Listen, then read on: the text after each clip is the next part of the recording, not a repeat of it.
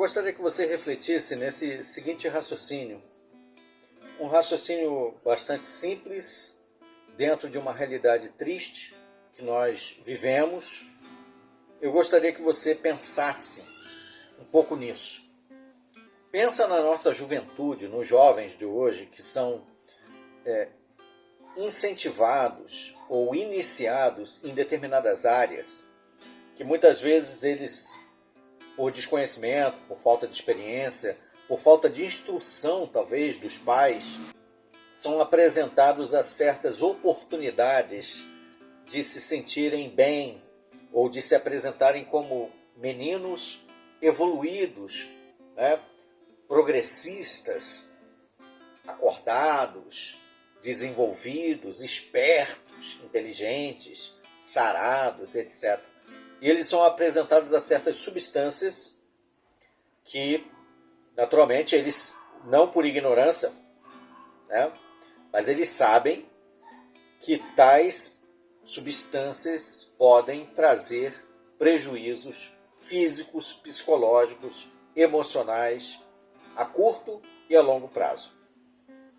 Mesmo cientes de tais problemas, eles acabam se submetendo às investidas dos seus persuasores, aqueles que tentam persuadi-lo a experimentar, a fazer parte daquele grupo, daquele conjunto de pessoas evoluídas, espertas, inteligentes, saradas mentalmente, que fazem parte de uma elite. E aí ele começa a fazer uso de determinadas substâncias. Bom, ele sabia desde o princípio que aquilo não era uma coisa boa, mas ele foi envolvido naquela circunstância. E por conta disso se tornou dependente daquela substância. Com o passar do tempo, ele passa a ficar refém daquele grupo, porque são aqueles que fornecem a ele tal substância que causa em seu ser certos momentos de dopamina, de êxtase, de prazer, ou de escape da realidade ou dos problemas. Ele acaba se submetendo àquele grupo, se tornando refém deles e dos seus fornecedores, aqueles que dão a ele o alimento no tempo apropriado. Bom, talvez ele receba algumas advertências de pessoas que o amam, pessoas que estão bem intencionadas para com o seu bem-estar. É provável que tais pessoas talvez falem coisas das quais ele não vai se agradar muito no momento, ou talvez que os seus chamados amigos e fornecedores do alimento no tempo apropriado poderão chamar de pessoas quadradas, pessoas que não sabem o que é vida, pessoas que querem te controlar, querem te desviar. E ele acaba rechaçando tais ajudas, a princípio. Mas algumas coisas ficam na sua mente, porque algumas sequelas começam a aparecer. Ele se sente mais isolado da família,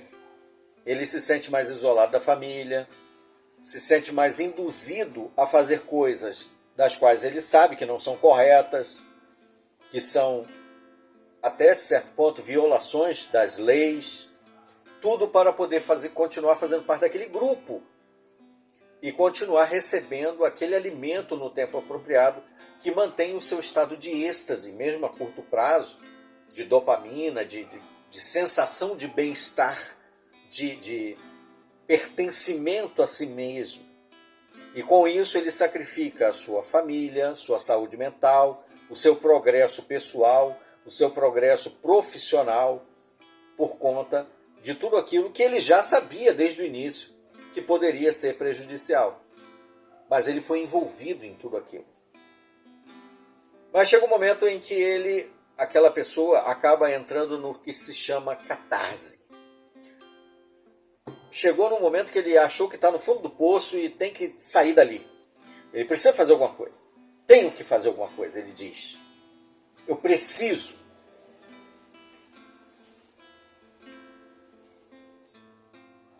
Eu preciso ressignificar a minha vida. E com isso, ele informa aos seus, até o momento, chamados amigos, de que ele não está satisfeito mais com aquele tipo de vida, que aquilo não é bom e que se não é bom para ele, não é bom para ninguém, não faz bem, não está fazendo bem. E também ele tem um exemplo aí, olha o que aconteceu com a vida de fulano, fulano, ciclano. Os outros que estão muito envolvidos dizem, para com isso, o quê? Quer sair agora? Você não pode sair assim. Não vai sair assim. Você não pode sair assim. Tem consequências. Por quê? Com o passar do tempo, ele passou a fazer parte daquele grupo, ele passou também a compartilhar o alimento no tempo apropriado, ele passou a ser visto como alguém daquele meio. E como tal, ele não pode ser visto como um traidor e sair assim, feliz, com todo mundo abraçando ele. Se ele sair, ele vai ser visto como um traidor, como alguém que abandonou, aquele, né, que virou as costas, um Judas, traidor. E, naturalmente, ele vai sofrer muitas ameaças. E ele tem que ficar pensando como ele vai escapar disso. E agora? Penso na minha família, penso em quem, penso em mim. Se eu sair, eles podem ameaçar minha família. Se eu sair, eles podem ameaçar minha vida. O que eu faço? Saio a qualquer custo, continuo desgraçando a minha vida, continuo afastado da minha família, trazendo tristeza para a minha família. O que eu faço? Ele fica num beco sem saída. Essa pessoa está presa num dilema. Ela vai dar voz à razão, à verdade, à justiça, ao que é bom, ou vai continuar, mesmo que a contragosto, alimentando aquilo que a consome, aquilo que a destrói. Bom, essa é uma analogia que estamos fazendo, mas que se aplica também dentro do âmbito religioso. Muitas pessoas são vítimas de grupos religiosos que a atraem e persuadem a pessoa para que ela faça parte daquele grupo, para que ela receba o alimento no tempo apropriado. Mas a que custo? Ela acaba abrindo mão da sua vida pessoal, do seu progresso emocional, do seu progresso profissional, se afastando da família. E com o passar do tempo ela está tão envolvida, tão ali, dentro daquele intrínseca, mesclada naquele meio, que mesmo que alguns tentem adverti-la, alertá-la de que ela está perdendo a família, ela está afastando as pessoas, abandonou seus antigos amigos, por coisas que ela acha que são boas, mas que na verdade não são. E quando ela um dia cai em si, ela está tão presa e tão afundada no lamaçal que ela não pode simplesmente sair. Ela precisa fazer escolhas. E essas escolhas são trágicas, porque uma vez que ela decida sair, ela pode sacrificar a família. Ela pode sacrificar amizades, amigos. A sua própria dignidade vai ser colocada em dúvida, ela vai ser ameaçada.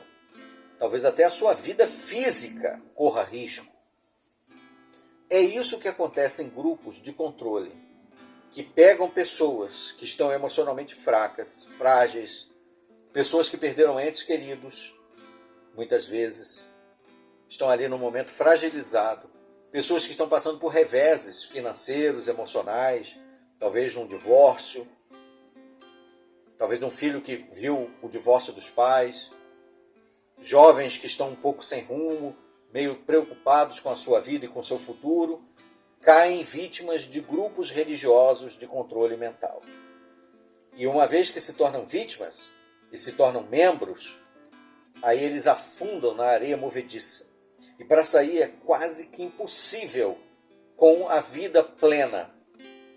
Os que conseguem sair, saem rasgados, machucados, amputados, muitas vezes sem algum membro emocional, da sua vida.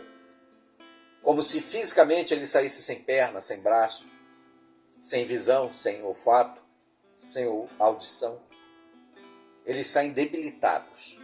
E quando tentam falar para as pessoas o que aconteceu com eles, os antigos membros que estão lá ainda, que ainda estão se alimentando daquele alimento no tempo apropriado, ainda debocham dele, ainda zombam, ainda dizem que ele está só de mimimi, ele está só de palhaçada, fingindo, contando uma história triste para tentar mexer com as emoções das pessoas.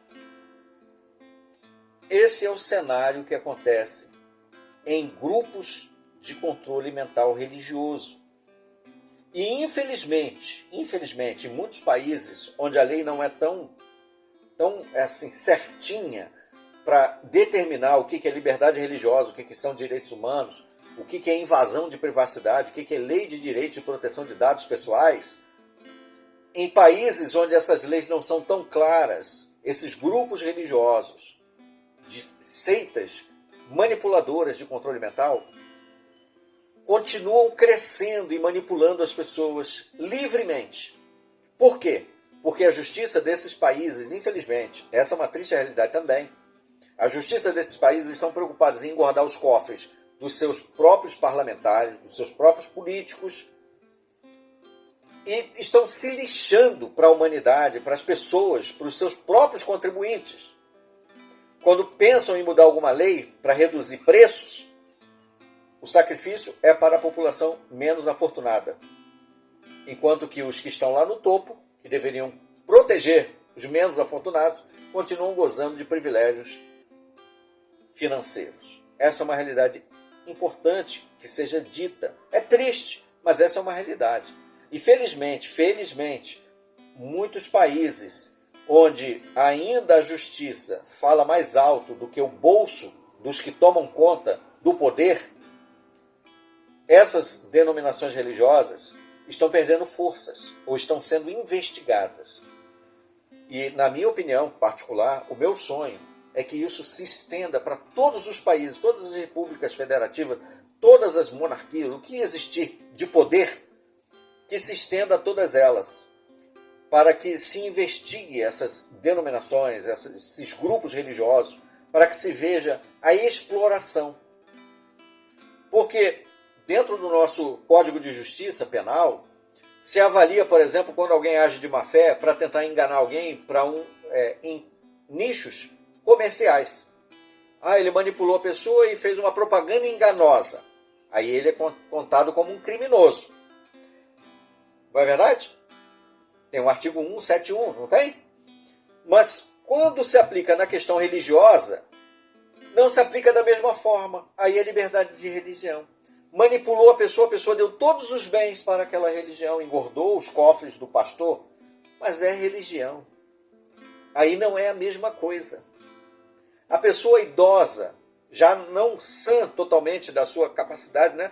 Não livre da sua capacidade perceptiva total, devido à idade e outros infortúnios que vieram à sua vida, a pessoa assina testamento, doando tudo para a igreja, para a organização religiosa da qual ela faz parte. Foi manipulada pelos seus representantes a doar tudo, relógio, ouro, joias, testamento de tudo que ela tem. E aí, às vezes, quando alguns membros da família caem em si e vão lá ver o que aconteceu, já é tarde demais, já foi assinado, e aí tem que entrar na justiça para tentar brigar. Por quê? Porque as religiões têm a liberdade religiosa. Infelizmente, no Brasil, esse é um cenário triste. E sempre tem os membros dessas denominações que ou são apaixonados pelos seus líderes religiosos, pela sua organização, que os defendem a qualquer custo, não importa qual seja o crime, a crueldade que eles causem na vida das pessoas, eles vão defender, quer seja pelo YouTube, quer seja pelas redes sociais, outras plataformas, eles vão vir defendê-los. Quer essas denominações religiosas financiem esses defensores como seus laranjas, como seus, digamos assim, no oculto, nas sombras, eles de alguma forma financiam essas pessoas para que eles patrocinem uma propaganda enganosa a favor dessa denominação religiosa, ou quaisquer que sejam essas denominações religiosas maquiavélicas que desvirtuam a boa-fé das pessoas a troco de lucrarem com a boa intenção delas. Infelizmente, esse é um cenário que está acontecendo. O objetivo aqui do canal é justamente alertar as pessoas para que elas não sejam vítimas desses enganos. Se você quer ser vítima, a decisão é sua. Se você quer entrar numa organização religiosa, a decisão é sua. Não estamos aqui para dizer se você entra ou não entra, ou se você sai ou fica. É você que decide. Estamos aqui te alertando. Te alertando de que tais falcatruas existem, são reais, realísticas.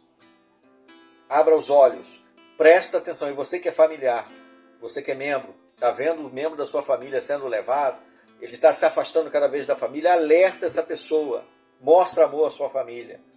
Não deixe que ela seja vítima do engano, porque pode ser tarde demais depois. É isso. Forte abraço, até os nossos próximos vídeos. Até lá.